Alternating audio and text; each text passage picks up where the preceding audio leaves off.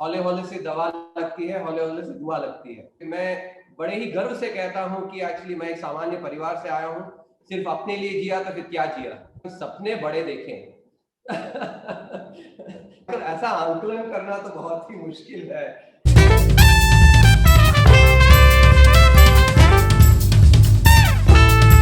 नमस्कार दोस्तों, आज इस स्वर्णिम इंटरव्यू में आपका स्वागत है।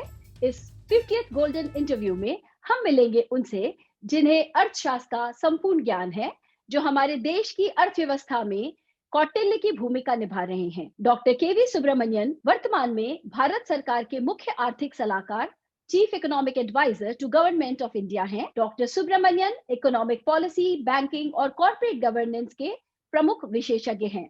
वे university of Chicago Booth school of business से फाइनेंशियल इकोनॉमिक्स में पीएचडी हैं और भारत के शीर्ष रैंकिंग आईआईटी कानपुर से बीटेक और आईआईएम कोलकाता से एमबीए में गोल्ड मेडलिस्ट हैं।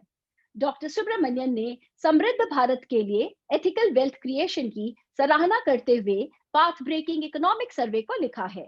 मॉडर्न इकोनॉमिक आइडियाज के साथ भारत की समृद्ध आर्थिक और आध्यात्मिक विरासत को इंडिया के रिच इकोनॉमिक और स्पिरिचुअल हेरिटेज को एकीकृत करके डॉक्टर सुब्रमण्यन का मानना है कि invisible hand of the market और हैंड ऑफ ट्रस्ट के मेल से क्रिएशन ऑफ एथिकल वेल्थ, नैतिक धन सृजन किया जा सकता है। 2019 का इकोनॉमिक सर्वे भी डॉक्टर सुब्रमण्यन ने लिखा था, जो भारत को $5 ट्रिलियन इकोनॉमी बनाने के लिए एक स्ट्रैटेजिक ब्लूप्रिंट है। एक वर्चुअस साइकिल उत्पन्न करके जिसमें प्राइवेट इन्वेस्टमेंट, ग्रोथ और कंजम्पशन एक दूसरे को अवसर प्रदान करते हैं। 2021 के इकोनॉमिक सर्वे में उन्होंने कोविड संकट के बाद वर्चुअस साइकिल की शुरुआत करने के लिए पब्लिक कैपिटल एक्सपेंडिचर का उपयोग करते हुए काउंटर सिक्लिकल फिस्कल पॉलिसी की वकालत की है। उनके 3 इकोनॉमिक सर्वेस में किए गए विचारों पर भारत की आर्थिक नीति एक आत्मनिर्भर भारत बनने की दिशा में 3 विशेषताओं पर आधारित है, जो है विकास और कुशल कल्याण, नैतिक धन सृजन और गुड़ी चक्र। सुब्रमण्यन जी ने वेलफेयर प्रोग्राम्स को इफेक्टिवली लागू करने के लिए कई तरीके सुझाए हैं। भारत में व्यवहार परिवर्तन लाने के लिए बिहेवियरल इकोनॉमिक्स ऑफ नच के लिए उनके जोर को स्वीकार किया जाता है। एक आम व्यक्ति शाकाहारी या मांसाहारी थाली के लिए क्या भुगतान करता है, थालीनॉमिक्स का उनका विचार भारतीय बिग मैक इंडेक्स के रूप में प्रशंसित किया गया है। Doctor Subramanian Indian school of business से अवकाश पर हैं, जहां वे professor of finance on leave हैं। डॉक्टर सुब्रमण्यम को उनके अल्मा माटर आईआईटी कानपुर द्वारा डिस्टिंग्विश्ड एलुमनस अवार्ड से सम्मानित किया गया है। वे न केवल इस सम्मान को पाने वाले सबसे कम उम्र के एलुमनस, बल्कि देश के सबसे कम उम्र के मुख्य आर्थिक सलाहकार भी हैं। बैंकिंग, लॉ और फाइनेंस, इनोवेशन, इकोनॉमिक ग्रोथ और कॉर्पोरेट गवर्नेंस के क्षेत्र में उनके द्वारा लिखे गए रिसर्च पेपर्स दुनिया के प्रतिष्ठित जर्नल्स में प्रकाशित हुए हैं। Extremely proud and happy to welcome the pride of Bhilai, who's truly living an Indian dream, the star of class of 1989 from Bhilai, Dr. K.V. Subramanian. नमस्कार सुब्रमण्यन जी। नमस्कार जूही जी, आप कैसी हैं? मैं बहुत अच्छी हूँ और आपसे बात करने का इस अवसर को पाकर मैं धन्य हूँ।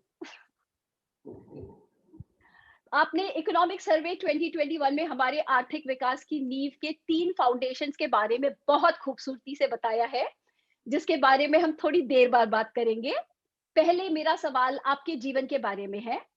आप श्रीमती लीला कृष्णमूर्ति जी और श्री एवी कृष्णमूर्ति जी के सुपुत्र हैं। अपने माता पिता के बारे में कुछ बताएं, आपकी परवरिश कैसी रही? देखिए, मैं तो बहुत एक साधारण परिवार से आता हूँ। साधारण इस रूप में जैसे लोग आमतौर पे मापदंड लगाते हैं पैसे का या पढ़ाई का, लेकिन जिस तरह की आकांक्षा जो हमारे पेरेंट्स हमसे रखते थे और जिस तरह की वैल्यूज हमें दी, उसमें असाधारण अब महसूस होता है। तब जब छोटे थे तब शायद वो स्वाभाविक लगता था, लेकिन अभी जब मैं पीछे मुड़ के देखता हूँ तो लगता है कि काफी असाधारण था, जिस तरह की वैल्यूज और एम्बिशंस जो दी गई हमको। साधारणतः यदि आप देखें तो मतलब मापदंडों पे देखें तो मैं अपने परिवार का पहला व्यक्ति था जो कि कॉलेज जा पाया। हमारे पिता बहुत ही एक नेक इंसान थे। 2015 में उनका निधन हुआ। अभी रहते तो बहुत ही खुश होते देख के। हमारे दादाजी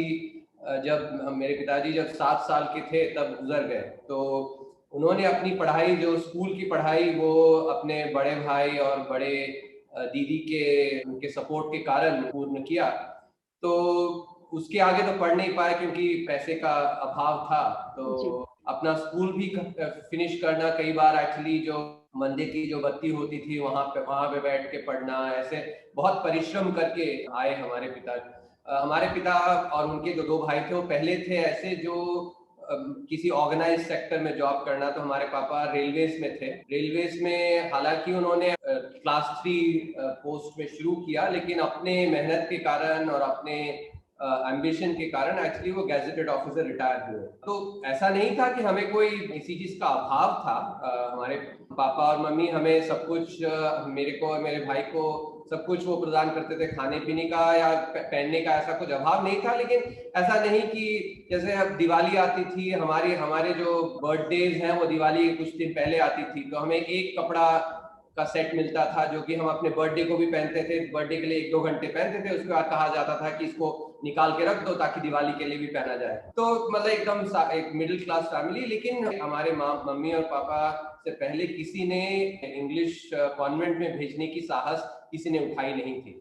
क्योंकि हमारे पापा हालांकि सबसे छोटे थे, उनके परिवार में 8वें थे, इसीलिए उनका नाम कृष्ण रखा गया, कृष्णमूर्ति। अच्छा।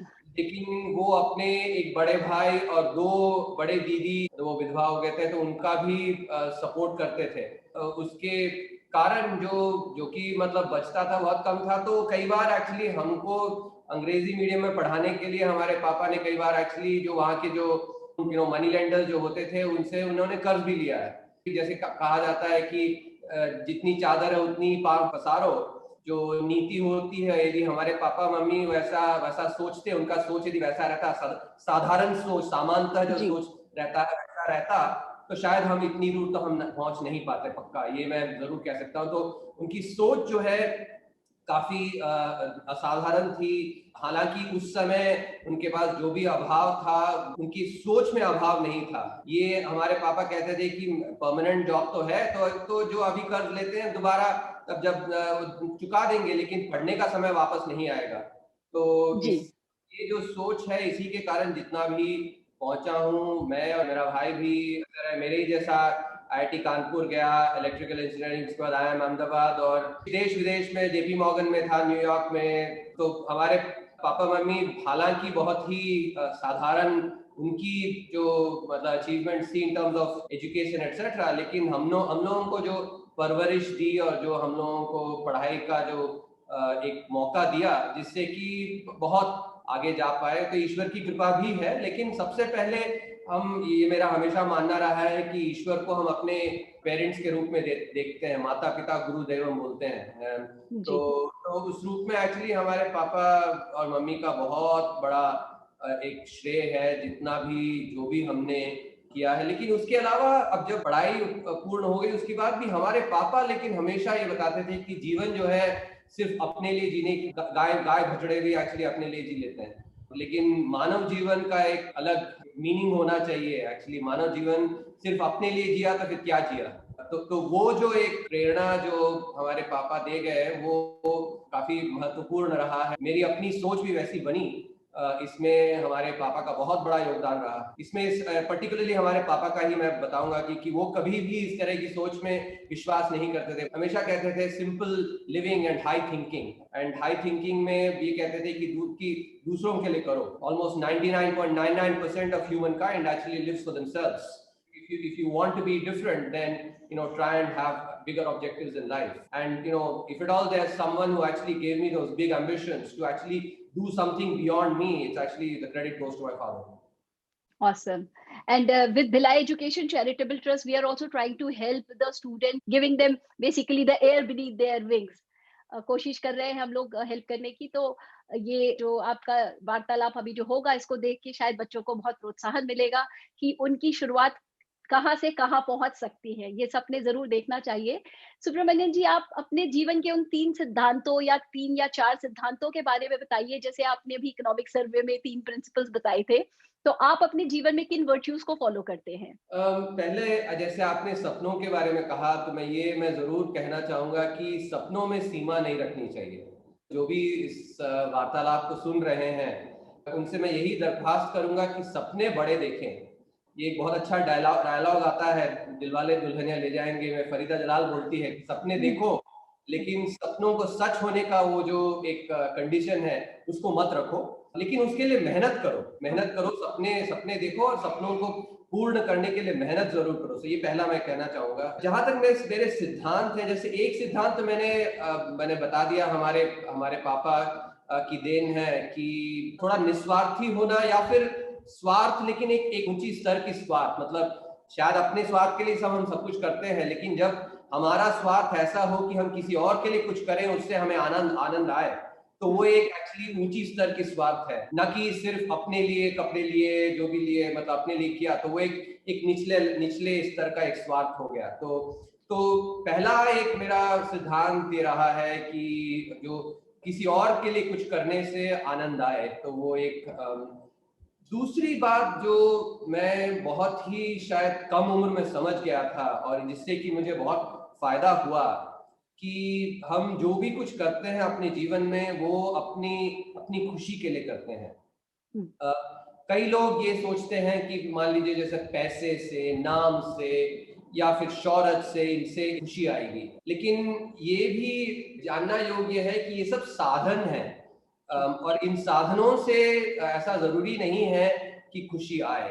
ये समझना बहुत ज़रूरी है। कई लोग एक्चुअली अपना जीवन जी जाते हैं, उसके बाद जाके समझ में आता है कि ये मात्र साधन है। तो जो भी हम चुनाव करते हैं अपने हुँ, जीवन में, भले ही माने अपने करियर का हो या अपने लाइफ पार्टनर का हो या जो भी, वो यदि हमें ये एक्चुअली साफ-साफ दिखाई दे कि ये मैं चुनाव इसलिए कर रहा हूँ कि इससे मुझे मुझे खुशी मिलेगी, और मैं अपने खुशी के लिए चुनाव कर रहा हूँ, तो वो जो एक विज़डम होती है, उससे काफ़ी अच्छे चॉइस बनते हैं। लेकिन पहले अपने तरफ से अपना जो परिश्रम है, वो एक सफाई से देखना कि अपने खुशी के लिए मैं अपना चुनाव कर रहा हूँ। मैं जब आईआईटी में रहता था, तो मुझे लगता था कि कई लोगों को एकमात्र एक उद्देश्य था ज़िंदगी में कि बहुत बहुत ही अमीर बनना, और हुँ, मुझे थोड़ा आश्चर्य होता था कि ये लोग क्यों समझ नहीं पा रहे हैं कि पैसा जो है मात्र एक साधन है।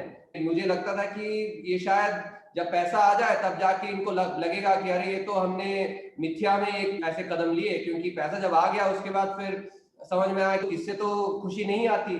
तो ये चीज़ जो है जब 18-19 के 20 की उम्र में यदि चमक जाए आपको, तो उससे जो है बहुत अच्छे बहुत एक उससे फ़ायदा मिलता है। तो ये दूसरा एक मेरा एक बहुत बड़ा सिद्धांत रहा है कि अपने खुशी के लिए चुनाव करो, और उसमें ये समझो कि किन-किन चीज़ों से आपको खुशी मिलती है। जैसे मेरे मेरे अपने मैं निजी इसमें ज़िंदगी में बताऊँगा, तो मुझे कभी पैसे से कभी खुशी नहीं मिली। ये ये चीज़ मेरे को बहुत साफ था, और इसीलिए मैंने कभी ऐसा चुनाव नहीं किया कि इस चीज़ में मुझे ज़्यादा पैसे आएँगे।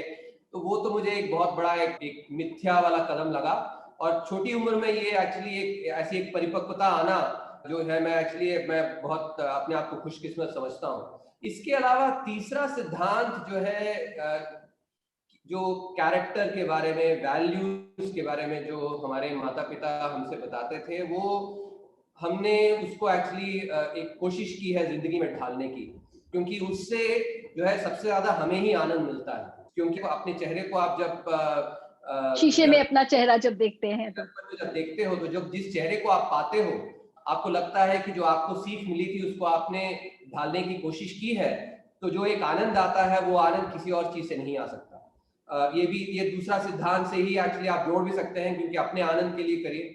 आनंद एक बहुत ही गहरा शब्द है, जिसको कि यदि हम अपने जीवन में ढालने की कोशिश करें, तो जो चुनाव बनते हैं, जो चुनाव हम करते हैं, वो ज़्यादा अच्छे अच्छे होते हैं। ऐसी एक दो चीज़ें हैं जिन ये सिद्धांतों से ही आती हैं, जैसे कि मैंने जब आईआईएम खत्म किया, 2 साल जब काम किया कॉर्पोरेट वर्ल्ड में, तो मुझे मुझे साफ लगता था कि मैं रिसर्च करना चाहता हूँ। यदि आप देखें तो जो IIT IIM से बहुत कम लोग जाते हैं. The beaten track is to actually go and work in the corporate world, try to rise up the corporate ladder. But I think when you understand yourself well, अपने आप को समझते हो, किन सिद्धांतों पे आपको जिंदगी जीना है, यदि उसको आप समझते हो तो उससे जो है चुनाव आपके बेहतर होते हैं. तो यही मैं एक उदाहरण दे रहा हूँ कि जैसे मैंने ये समझा कि मैं अपने खुशी के लिए जीऊंगा, तो मुझे खुशी मिलती है रिसर्च में, तो मैं वही करूंगा. ये नहीं कि क्योंकि किसी और को लगता है कि यदि आपने IIT IIM कर लिया तो आपको कॉर्पोरेट वर्ल्ड में ही रहना है, तो वो उनकी सोच है. मैं उनकी सोच से मैं अपनी जिंदगी नहीं जीऊंगा, मैं अपने सोच से मैं अपनी जिंदगी जीऊंगा. फिर उसके बाद हम गए 10 साल अमेरिका में रहे. करीब करीब 99% आप लोग देखें तो जो जाते हैं वहीं रह जाते हैं. तब एक चुनाव किया कि नहीं, हमको भारत वापस आना है, और भारत वापस आना है, देश की सेवा करनी है, लेकिन अपने परिवार के लिए भी, अपने बच्चों को जो वैल्यूज देने हैं. फिर दोबारा एक चुनाव किया जो which was not on the beaten path. Again, something that was basically different. सिद्धांत रख के फायदे नहीं है, सिद्धांत पे अमल करना होता है. जिंदगी में यदि सिद्धांतों पे अमल नहीं किया तो फिर सिद्धांत सिर्फ सिद्धांत रह जाते हैं. जी, आपने बहुत अच्छी बात की और ये एक परिपक्वता की निशानी है जो मैं समझ रही थी कि अगर आपका हम्बल अपब्रिंगिंग हुई है, उसके बाद आपने ये फैसला लिया, तो ये परवरिश की ही अ, सीधा-साधा दिखता है कि आपके पापा ने आपको और आपकी मम्मी ने बहुत अच्छे संस्कार दिए हैं और this is so important in life to follow. तो सुब्रमण्यम जी, आप भिलाई से हैं, तो और आप बहुत इकोनॉमिस्ट हैं. जी, तो आपके अंदर अभी कितने प्रतिशत भिलाई बचा है? ऐसा आंकलन करना तो बहुत ही मुश्किल है. अब यदि मेरी भाषा को देखें तो मेरी भाषा अभी भी वही भिलाई की है. मैं बंबई में रहा हूँ, कानपुर में रहा हूँ, और लेकिन तब भी मेरी भाषा जो है भ्रष्ट नहीं हुई है. अभी भी मध्य प्रदेश की और छत्तीसगढ़ की जो हिंदी है वही है. इस एक आंकड़े से आप देखें तो शायद बहुत भिलाई बहुत बाकी है मुझ में. इसी तरह आप देखें तो जितने उदाहरण कई बार देता हूं मैं, क्रिकेट से देता हूं, बॉलीवुड से देता हूं. शायद मैं भिलाई में रहा इसीलिए जो बॉलीवुड मूवीज हैं उनका एक रुचि रही है उसमें, और गाने जब गाता हूं तब भी बॉलीवुड के गाने गाता हूं. तो ये सब यदि आप कुल मिला के देखें तो जरूर भिलाई काफी रहता है. और यदि सामान्यतः आप देखें भी तो जो बचपन में जो गुजरता है, जो बचपन की जो का जो अनुभव रहता है, वो हर व्यक्ति के लिए एक बहुत बहुत ही अहम होता है.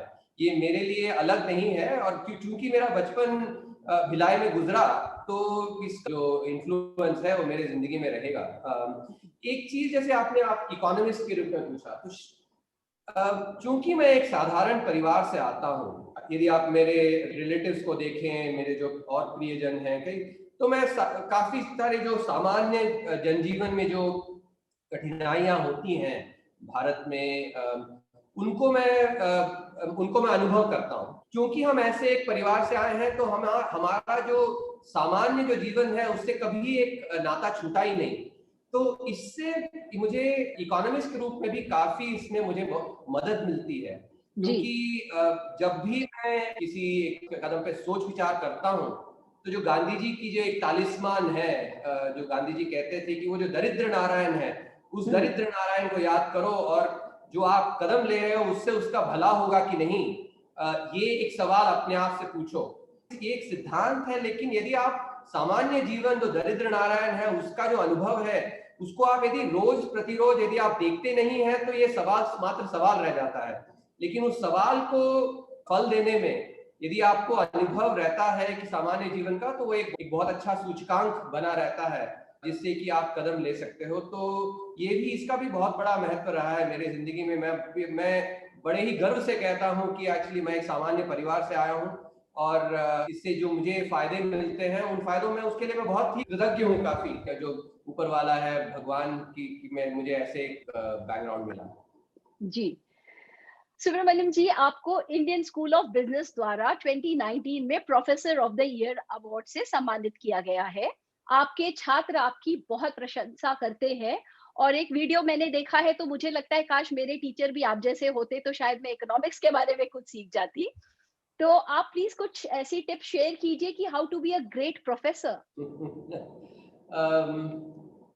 आई थिंक एक छोटा सा एक टिप दूंगा.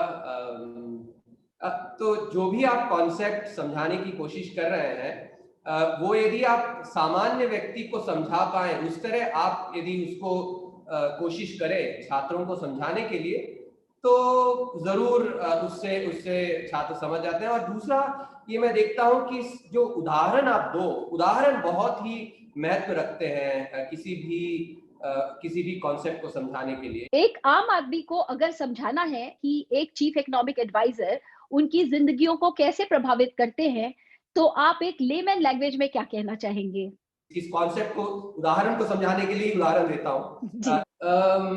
यदि आप देखें, एक ही उदाहरण लें, थालीनॉमिक्स जो हमने चैप्टर लिखा था, जी। थालीनॉमिक्स का आइडिया ये था कि जो मुद्रास्फीति है, इन्फ्लेशन जिसको कहते हैं, या फिर सामान्य चीजों का दाम बढ़ना, इसका यदि हम आंकलन करना चाहें, तो सामान्य व्यक्ति जो है कम से कम दिन में 2 बार खाने की एक थाली को जरूर उससे भेंट करता है, क्योंकि सामान्य चीजों की कीमत जो है एक बहुत ही अहम मुद्दा है सामान्य लोगों के लिए। थालीनॉमिक्स के द्वारा हमने एक सूचकांक बनाया जिससे कि लोग ये देख सकें कि सामान्य जो चीजें हैं उनकी दरों में वृद्धि हो रही है, कि और कितनी वृद्धि हो रही है, कितने दर पे वृद्धि हो रही है। तो एक छोटा सा, तो इस तरह के काफी सूचकांक हमने बनाए हैं। इसके अलावा जो आपके जो पॉलिसीज होते हैं, वो पॉलिसीज जब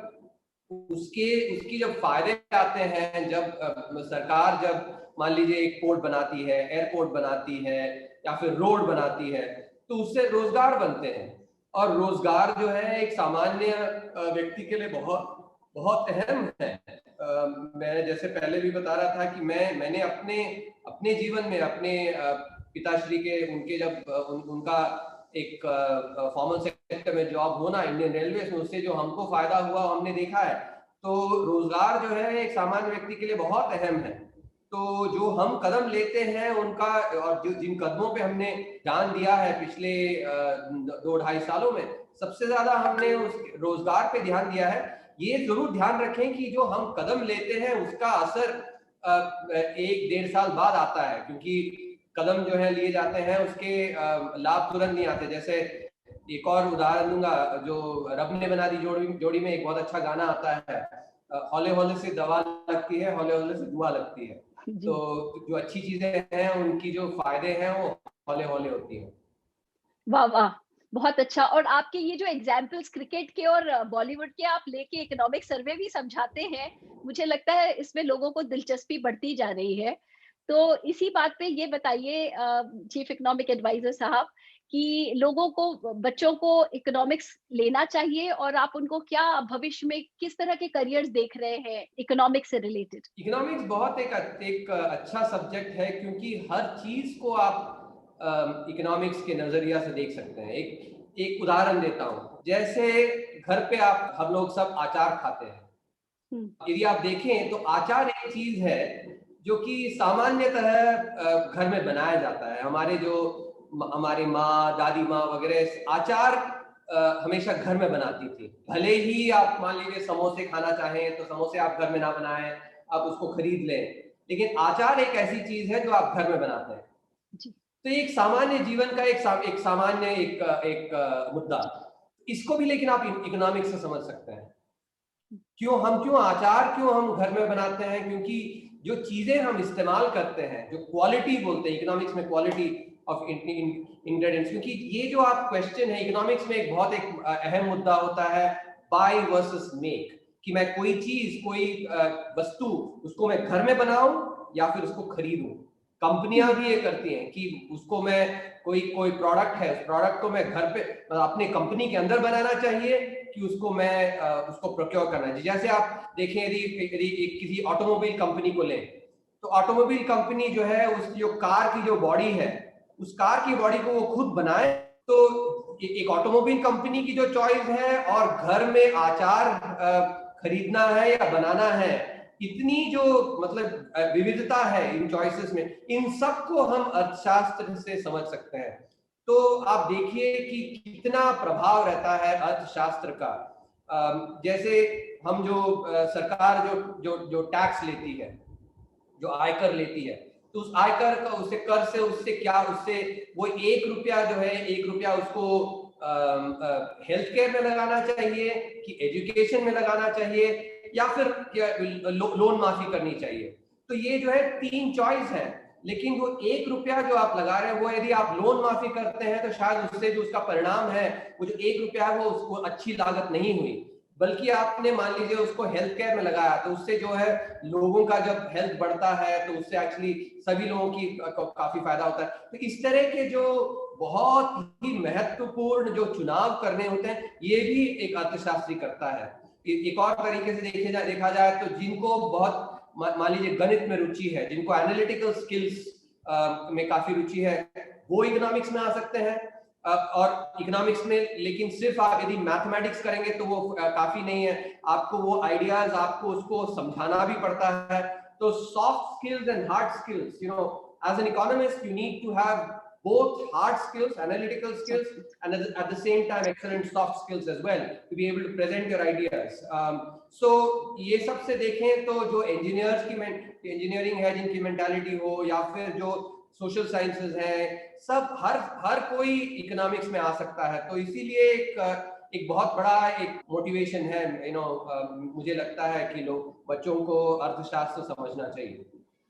जी, आप क्लासरूम में भविष्य के अर्थशास्त्री तैयार करते हैं और सलाहकार के रूप में अर्थशास्त्र को धरातल पर उतारने का काम करते हैं।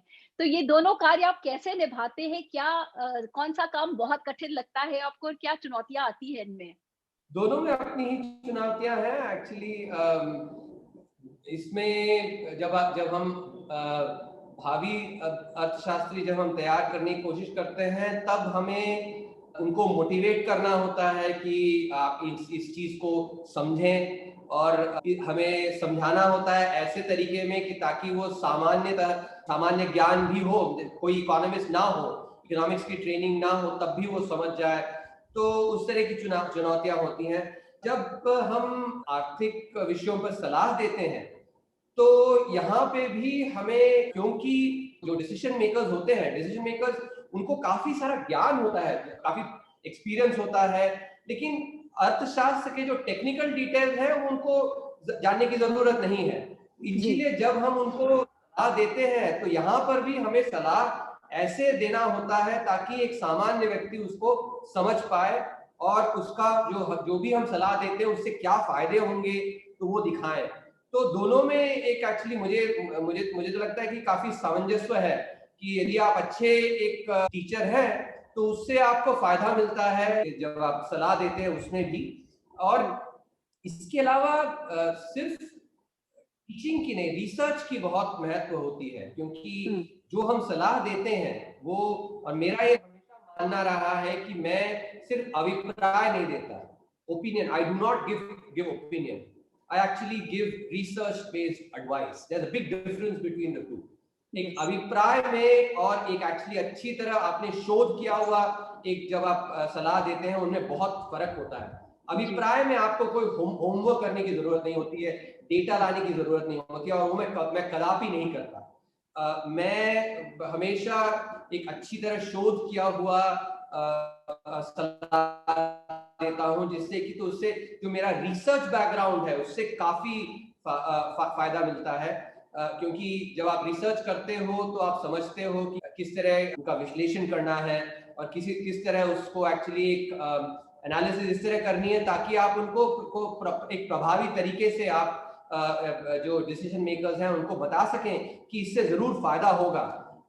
और तो इसलिए ये रिसर्चर का, स्कॉलर का जो एक रोल है वो भी बहुत महत्व रखता है जब आप सलाह देते हैं आर्थिक विषयों पर। जी, आप सबसे कठिन दौर में chief economic adviser to government of India है, तो इसके लिए हमें आप पे बहुत विश्वास है और बहुत खुशी होती है कि आप इस जगह पर हैं। मेरा अगला सवाल आपसे एजुकेशन को लेकर के है। सीए साहब, ये बताइए कि किसी देश का एजुकेशन सिस्टम उसकी इकोनॉमी को कितना प्रभावित करता है? Where do you rank Indian education system today and what are your concerns? तो पहले तो देखिए, ये सामान्य मैं ट्रेंड देखता हूँ जब भी इंटरव्यूज में, हमेशा नेगेटिव्स पे हम फोकस करते हैं। हाँ। मेरा एक हमेशा एक फोकस रहा है कि हम बैलेंस तरीके में देखें, सिर्फ नेगेटिव्स पे ना फोकस करें, पॉजिटिव्स पे भी फोकस करें। ऐसा नहीं कि सिर्फ नेगेटिव्स को हम इग्नोर करें, लेकिन हमेशा एक बैलेंस तरीके में इन विषयों को हम मापें और उसको ध्यान दें। तो आप एजुकेशन सिस्टम की बात करें तो एजुकेशन सिस्टम बहुत अहम है, क्योंकि जैसे आप इसमें मैक्रो इकोनॉमिक्स में देखते हैं तो output is a function of labour and capital. Labour जो है उसमें क्वालिटी ऑफ लेबर जो it depends on education, and so that the education system is extremely important. तो आपकी जो एजुकेशन सिस्टम है वो बहुत महत्व रखती है। जहां तक आप भारत के एजुकेशन सिस्टम को लें तो एक तरफ तो भारत का एजुकेशन सिस्टम शायद सारे विश्व में सबसे काबिल छात्र प्रोड्यूस करता है, सारे विश्व में, और इसमें मुझे कोई भी संकोच नहीं है बताने में। तो जो छात्र हमारे IIT से, दिल्ली स्कूल ऑफ इकोनॉमिक्स या फिर प्रेसिडेंसी कॉलेज यहाँ सबसे आते हैं, जो छात्र ये किसी भी देश के छात्र से के मुकाबले एक्चुअली कभी कम नहीं, शायद बेहतर ही होते हैं। तो ये भारत की एक बहुत मजबूत एक पॉजिटिव है, स्ट्रेंथ है, जिसको हमें हमेशा ध्यान रखना है। इसीलिए मैं कह रहा था कि हम बैलेंस तरीके में लें, कि सिर्फ नेगेटिव्स पे ना फोकस करें। लेकिन ये भी है कि जो सामान्य जो छात्र हैं उनका जो पढ़ने का, गणित करने का जो लेवल है उसको हमें जरूर इम्प्रूव करना है। तो वो एक नेगेटिव है जिस पे हमें ध्यान देना है। यहाँ पे जो न्यू एजुकेशन पॉलिसी आई है इसका बहुत महत्व है, इसका इम्प्लीमेंटेशन, क्योंकि 30 साल बाद इस पे काफी शोध हुआ है, बहुत ही एक्सपर्ट लोगों ने इस पे काम किया है और काफी अच्छा एक पॉलिसी लाया है। इस पे अमल करना भी जरूरी है। इस पे अमल करेंगे तो ये जो नेगेटिव जो हमने अभी बताया इस पे भी हम जरूर इम्प्रूव कर सकते हैं। जी, बहुत सही कहा आपने। और हमें बड़ी उम्मीद है इस नई पॉलिसी को कि जल्दी ये इम्प्लीमेंट हो जाए और बच्चों को चॉइस वाले सब्जेक्ट्स मिल जाएं। सुब्रमण्यम साहब, इंडिया ने अपनी आईटी इंडस्ट्री में तो धाक जमा रखी है पूरी दुनिया में। तो आपको क्या लगता है आने वाले समय में कौन सी और सेक्टर्स हैं जहां इंडिया ग्रो कर सकती है और ज्यादा जॉब अपॉर्चुनिटीज क्रिएट हो सकते हैं? आपके हिसाब से आने वाले समय के कौन से वो सेक्टर्स हैं? हमारा जो एम्फेसिस है वो मैन्युफैक्चरिंग पे काफी रहा है। यदि आप पिछले 18 महीने 2 साल में यदि देखें तो हमने मैन्युफैक्चरिंग पे बहुत बहुत एम्फेसिस दिया है, बहुत जोर दिया है, क्योंकि मैन्युफैक्चरिंग में ऑर्गेनाइज्ड लेबर जो कहते हैं, जो कि संगठित क्षेत्र में जो नौकरियां बनती हैं, रोजगार बनती हैं, वो काफी अच्छी बनती हैं। तो इसीलिए इस पे काफी एम्फेसिस रहा है। और मेरा मानना है कि 20 का जो दशक है, 20 से 2030 का जो ये दशक है, इसमें भारत जरूर मैन्युफैक्चरिंग में काफी तरक्की करेगा, जिससे कि काफी संगठित क्षेत्र में रोजगार बनेंगे और जिससे कि सामान्य जो व्यक्ति है उसको काफी फायदा आएगा। जी। तो अभी इंडियन इकोनॉमी जो है वो it was about bouncing back, but second wave जो कोविड की आई है तो उससे हम लोग फिर से रसातल की तरफ जा रहे हैं। आप कैसे हमें बताइए कि ये कैसे इंडियन इकोनॉमी वापस बाउंस बैक करेगी? Indian economy already bounce back कर रही है। ये एकदम इसमें कोई संशय की जरूरत नहीं है। जो सेकेंड वेव है, सेकेंड वेव में इकोनॉमी पे असर है वो कम रहेगी।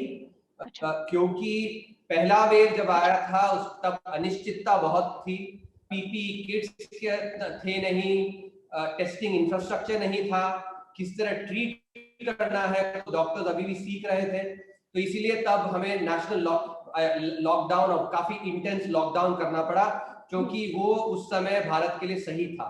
1 साल गुजर चुका है और इस बार नेशनल लेवल लॉकडाउन की जरूरत नहीं है। और यदि आप ये भी देखें, जैसे कल मेरे परिवार के मेरी श्रीमती और मेरे बेटे एक्चुअली हैदराबाद से दिल्ली आए, तो वो कह रहे थे कि जो प्लेन है खचाखच भरा हुआ, ये सेकेंड वेव चल रहा है लेकिन तब भी जो है इकोनॉमिक एक्टिविटी में उतना असर नहीं आया। क्यों? क्योंकि लोगों को यही पता चल गया है कि यदि आप मास्क पहनो और जो भी आपके जो प्रिकॉशंस हैं वो यदि आप लें तो जो आर्थिक गतिविधियां हैं वो चल सकती हैं। तो इसीलिए जो रिकवरी है, मुझे मुझे नहीं लगता कि इस पे कुछ बहुत बड़ा असर आएगा। यदि आप आंकड़ों पे भी ध्यान दें तो जो अभी जैसे जो जो corporate taxes and personal taxes की जो नंबर आई है रिवाइज एस्टिमेट के मुकाबले 5% ज्यादा आई है। तो ऐसे एक साल में जबकि इतना महामारी का असर आया है, तब भी जो हमने अनुमान लगाया था उससे 5% अधिक आयकर जो आया है, वो संकेत दिलाता है कि जो रिकवरी है काफी अच्छा हो रहा है। इसी तरह यदि आप जीएसटी देखें, गुड्स एंड सर्विसेज टैक्सेस, मार्च के महीने में रिकॉर्ड नंबर आया है।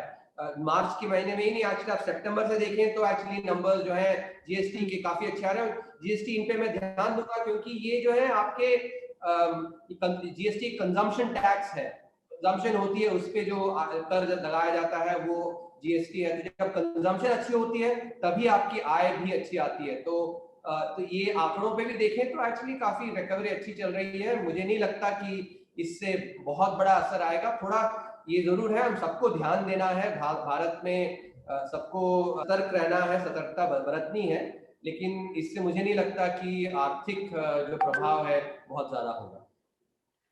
जी, जी, ये तो बहुत सही बात है कि हिंदुस्तान का जो लॉकडाउन शुरू में इम्प्लीमेंट किया गया था, उसकी तो मैं भी सराहना करना चाहती हूँ व्यक्तिगत रूप से, क्योंकि वो बहुत बड़ा ब्रेव डिसीजन था, लेकिन उसने इन्फेक्शन को ना कि फैलने से रोका, बल्कि लोगों को प्रिपेयर होने का समय दे दिया था। तो सुब्रमण्यम जी, एक बात ये बताइए कि हमारी हिंदुस्तान की जो पॉपुलेशन है वो 50% तो यंग पॉपुलेशन है। तो अभी प्रिवेलिंग जॉबलेसनेस की सिचुएशन में आप आज के युवा को क्या कहना चाहेंगे कि वो अपने आप को इकोनॉमिकली स्टेबल कैसे बनाए? सबसे मेरा अहम जो दरख्वास्त रहेगा वो ये कि जैसे इल्लामा इकबाल की एक वो है, खुदी को कर बुलंद इतना कि हर तकदीर से पहले खुदा बंदे से खुद पूछे बोल तेरी रजा क्या है। तो मेरी जो दरख्वास्त रहेगी सब सारे युवा लोगों से यही रहेगी कि खुदी को कर बुलंद इतना कि हर तकदीर से पहले खुदा बंदे से खुद पूछे बोल तेरी रजा क्या है। तो अपने आप को काबिल बनाओ। जब काबिल बनाओगे तो रोजगार जरूर आएगा। जी, और आपका ये आपने बात बहुत अच्छी कही है कि अपने आप का हुनर पहचान के उसको पॉलिश करना बहुत ज़रूरी है आगे बढ़ने के लिए। लेकिन जो हमारे सीनियर सिटीज़न्स हैं या जो गरीब तबके के लोग हैं जिनकी पैसिव इनकम पे डिपेंडेंस थी इंटरेस्ट रेट के गिर जाने से, आप क्योंकि इस बात को बहुत अच्छी तरह समझते हैं, इसमें हमारा कोई दो राय नहीं है और निस्संदेह आप इस चीज़ को कंपैशनेटली भी समझ सकते हैं। आप उनके लिए क्या रिड्रेसल बोलना चाहेंगे, क्या कहना चाहेंगे उन लोगों से इस आड़े वक़्त में? देखिए, इसमें थोड़ा-सा ये एक पेचीदा इश्यू है जिसको समझना अच्छी तरह से ज़रूरी है कि हम जब इंटरेस्ट रेट को देखते हैं, हम नॉमिनल इंटरेस्ट रेट पे ध्यान देते हैं।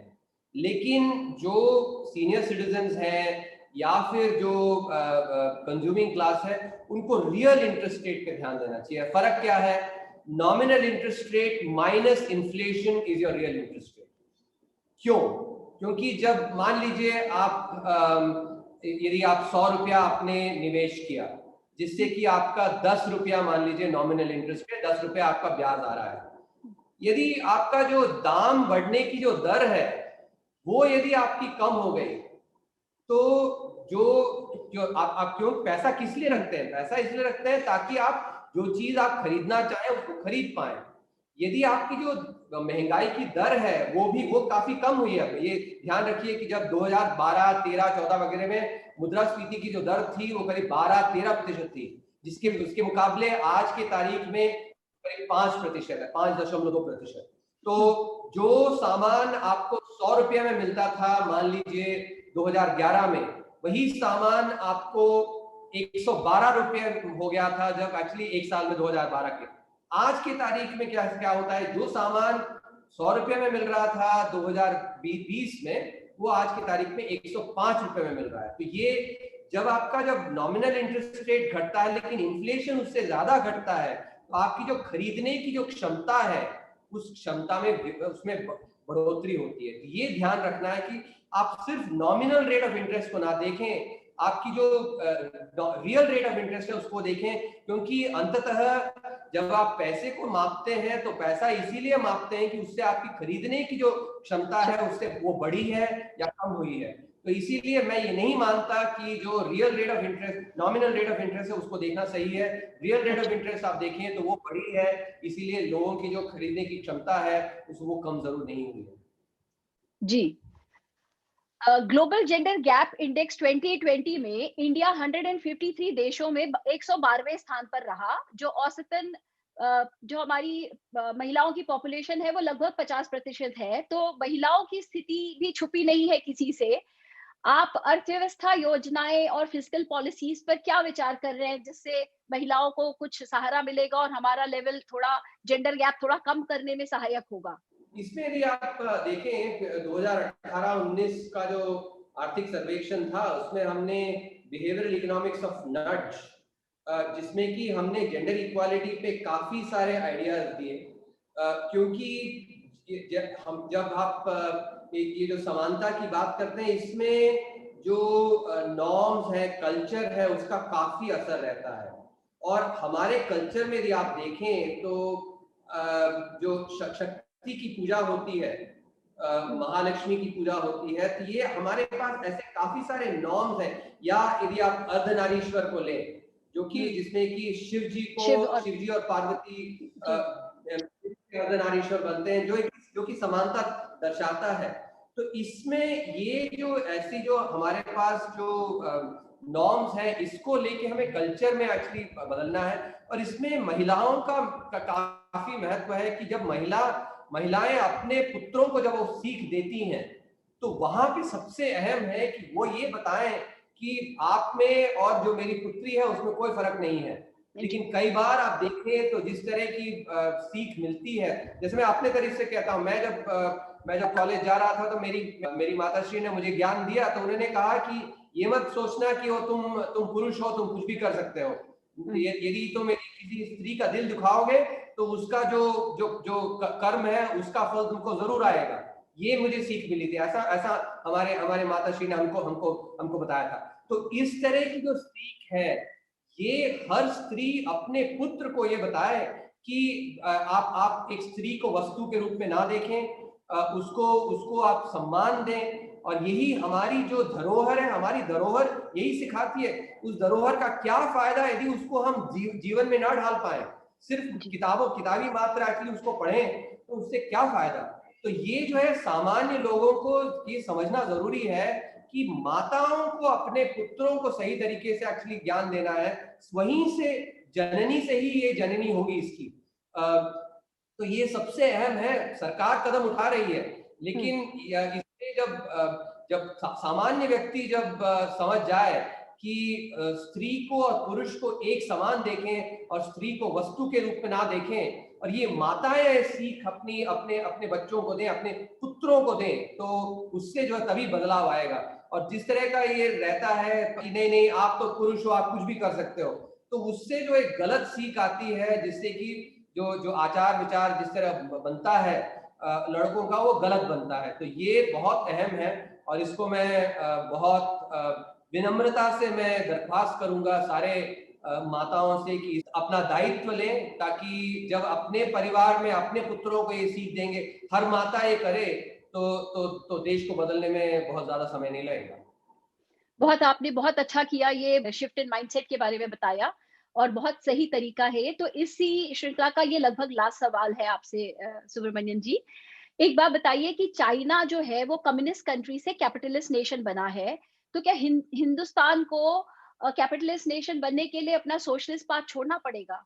देखिए, यदि आप भारत का जो इतिहास है इसको देखें, अर्थशास्त्र और तिरुक्कुरल जैसे इस तरह हमारे जितने जो स्क्रिप्चर्स हैं उसको जाके पढ़ें, तो आप समझेंगी कि भारत की जो करीब 3,500 साल की इतिहास है, उसमें सोशलिस्ट जो हम रहे हैं वो मात्र 40 साल रहे हैं। इसको हम अच्छे से समझें।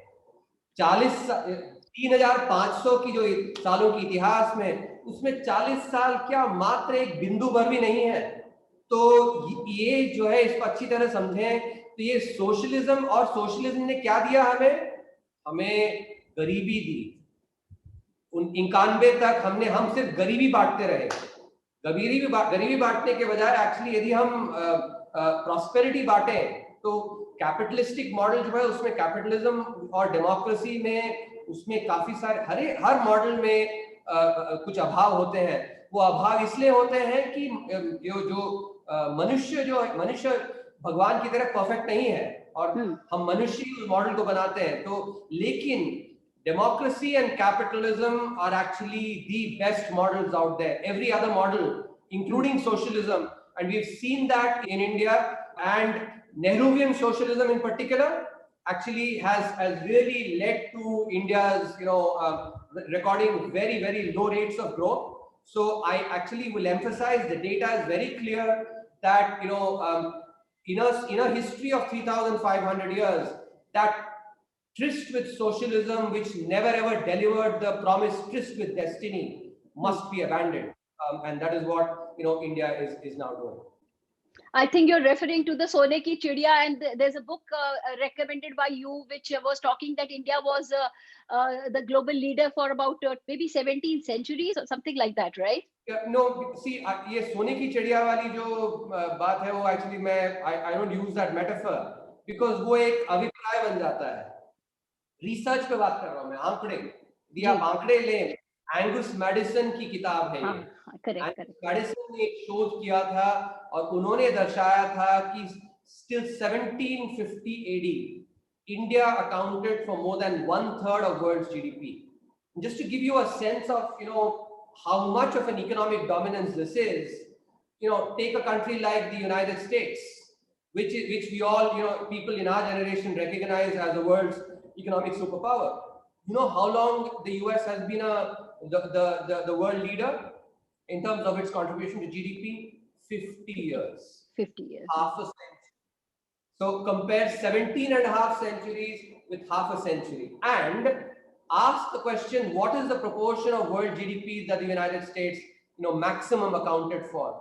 Maximum 16-17%. So India at its when it was dominant accounted for at least 33% of world's GDP for 17 and a half centuries. The US, which all of us recognize, actually accounted has been for half a century, maximum 16-17%. So if there was somebody who actually lived, let's say, in the 16th century, if you had gone and asked this question, they would have basically and if we had told them that a country that has been a dominant power only for half a century, and that too accounting for only 16-17%, and you call that economic superpower, that person would have been laughing his or her wits out, because his or her idea of dominance, economic dominance, would have been based on 17 and a half centuries accounting for at least 33% of world GDP.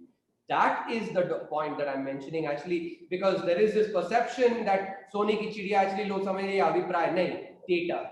It's not based on so this socialistic model that we did was actually moving away from India's DNA. And which did enormous disservice to India in its economy. It moved away from its DNA, because if you go and read Arthashastra, Tirukkural, any of these scriptures, not that if you go and read Rigveda as well, Rigveda में actually एक चमकम करके एक आता है जिसमें कि we ask God for all the good things. So economics actually has been a part of Indians' life all the time. There's this perception that is created that India's literature is only about the afterworld, not about this world. That is not true. Even when यदि आप religious functions में आप देखें जो blessings दी जाती हैं, blessings भी actually आपके prosperity की दी जाती हैं. So economics has been a very important part of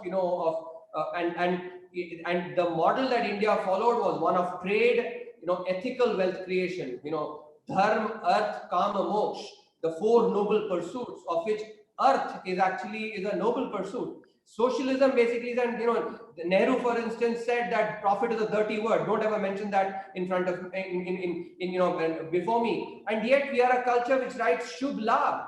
Shubh Labh. Labh is profit. So this was basically going against the the Indian DNA, which of course did not serve a good purpose.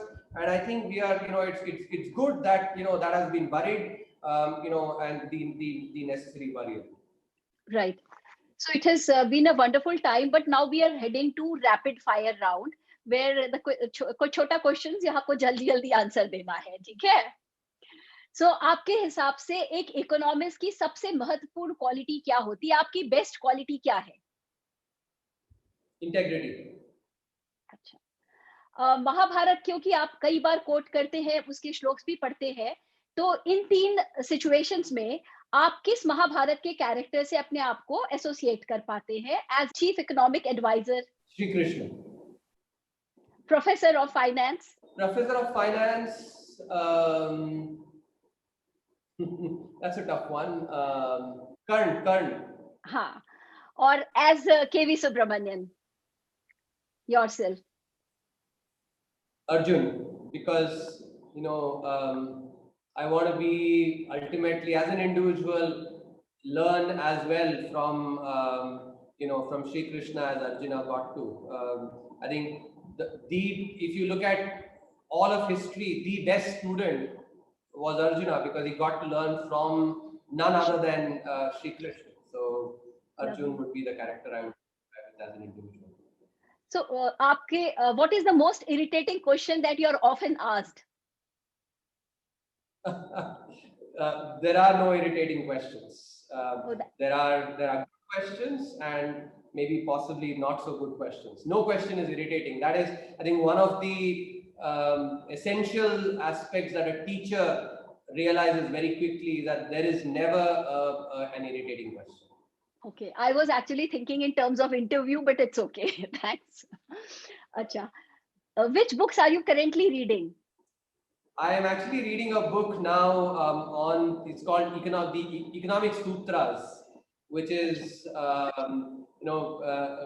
puts down India's contribution to economic thinking over the ages, and so that's one book that I'm also another book that I'm actually which in audio form I'm listening to. It's called The Breath. It's on the science of the breath, on pranayam, and that's the other thing that I have also bought a book which I want to read on C. Rajagopalachari's treatise on the Tirukkural. That's the other thing that I want to read. All right. Your favorite economist ever is?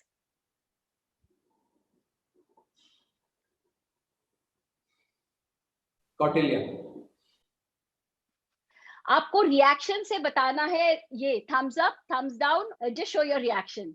Demonetisation, investment in crypto currency. अच्छा. Cricket to you is? Passion. Do you? It's a passion. Okay. And your favorite Bhagavad Gita shlok, if you would like to recite? This is chapter 3, shloka 21, which captures the kind of behavior that people who are privileged, people like us who actually Almighty has been very kind in bestowing us with a lot of good things in life. The kind of behavior that we should demonstrate. Yad yad acharati shreshtatah tat tat evetaro janah sayat pramanam kurute lokas tat anuvartate. So iska I'll give you the meaning. Yad yad acharati shreshtatah. Acharan is behavior. Shresht, the privilege.